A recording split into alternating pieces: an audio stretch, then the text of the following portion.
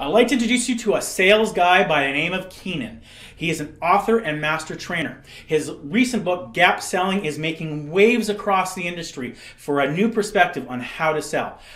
Ladies and gentlemen, I introduce you to Keenan. I hope you enjoy his master sales tips. Leaders, you need to spend less time telling your people what to do and more time helping them think about what they should do. It's the 21st century. It's time to stop telling and start enabling. If you are counting the number of calls your salespeople make, if you are having weekly meetings to check on how many appointments were set and how many presentations given, cut it out. The days of telling salespeople how to sell and how to do their jobs are over. There is too much information out there. There are too many ways to skin the sales cat today. Forcing your team to do it your way is leaving money on the table and not the way to build a high-powered sales team. As a sales leader in today's world, you need to learn how to enable your team. You need to help them think about how they are going to get to their number, not tell them how to do it. How do you do this? How do you create success without telling people what to do? You get to set the goal or quota, but then ask the salesperson how they think they're going to get it. Listen, evaluate their approach, challenge their assumptions, offer insight, share your opinion, but then let them execute their plan. Then have a feedback loop. Check in on execution. Check in every quarter. If the plan isn't working, have them tell you how they're going to fix it. If it is working, pat yourself and them on the back. You're winning without micromanaging. The goal isn't to tell your team how to do their job. It's to create an environment where you help them think about how they are going to do their job. It's 2013. Glengarry Glen Ross doesn't work. It's about empowerment and enablement. If you're still telling your salespeople how to do their job, stop it. I don't give a rat's ass about a sales opportunity's status in the pipeline. And as a sales manager, neither should you. What is a status? Status is the lame update salespeople share during the weekly pipeline meeting.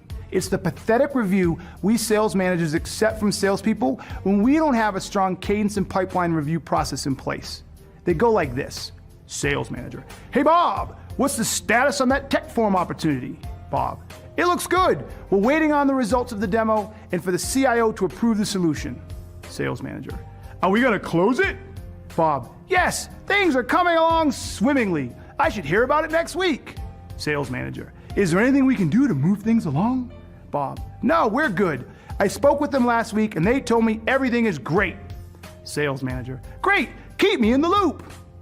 This exchange, unfortunately, is how too many pipeline review meetings go. It's a status, that's all. It provides almost no value. The only value a good status can provide is it sets us up for the real discussion. The real discussion being, what were you doing and why? Status pipeline discussions need to go. They waste everyone's time. The most effective way for a manager to increase sales, next to finding and developing talent, is to help salespeople move opportunities through the pipeline. In a nutshell, that's it. The sales pipeline represents the state of the sales environment at any given point. It's dynamic and needs to be managed that way. To avoid status meetings and put some meat into the pipeline meetings, get to the heart of the situation. Look for evidence, ask probing questions, push the salesperson to be creative and connected. Here are some types of pipeline movement questions for this sales manager. Is there a chance the results of the demo won't be favorable? If so, what happens? What is the customer looking for in the demo? Will the demo provide the results they want? How will we be measuring success? When's the last time you actually spoke with the CIO? What does she need to approve the deal? What evidence do you have that even if we get approval, it will actually close next week? You said you were waiting on the results. What exactly are we waiting on? What evidence do you have that that's going to happen? Could the results divide the customer into two camps? If so, what will we do? What is our backup strategy? What can we do now that can influence the decision? What is our next step besides waiting, and why? There are a million questions that could be asked. The objective is to not get a status, but to understand the issues with the sale and then formulate a response to them. Deals must be moved from stage to stage.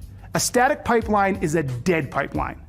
It's a sales manager's job to keep the pipeline dynamic and to help their salespeople move deals from stage to stage. Sales managers need to be maniacal in uncovering the issues obstructing a deal. Sales managers need to be fanatical in identifying the best approach to keeping a deal from getting stuck. Sales managers, you need to be creative in helping solve the sales challenges your salespeople face every day, and the pipeline is the best tool to help you do it. Don't waste time on useless status updates. Get to the core of the sales challenge and figure out how to solve them. It's the only way to move them to the next stage, and that's your job. Cold calling. How many times do you call a prospect before you quit if they don't call back? 2 times, 3 times, 5, 8, 10, how many times? Here's a tip. Don't stop calling until they respond with a no. When you stop calling before prospects say no, you're saying no for them, and that's not your job. It's not your job to say no for your prospect. If they're going to say no, then it's your job to get them to say no. You don't know why they're not calling you back or responding to your email. To assume it's because they're not interested, no matter how probable, is not good selling. If after the 4th or 5th try the prospect hasn't called you back, let them know you're going to keep trying until they get back with you. Leave a message or send an email that says, "Dear prospect, I've left you a few messages and I don't want to keep bothering you, but it's my job to connect with you. If you're not interested in meeting, then please let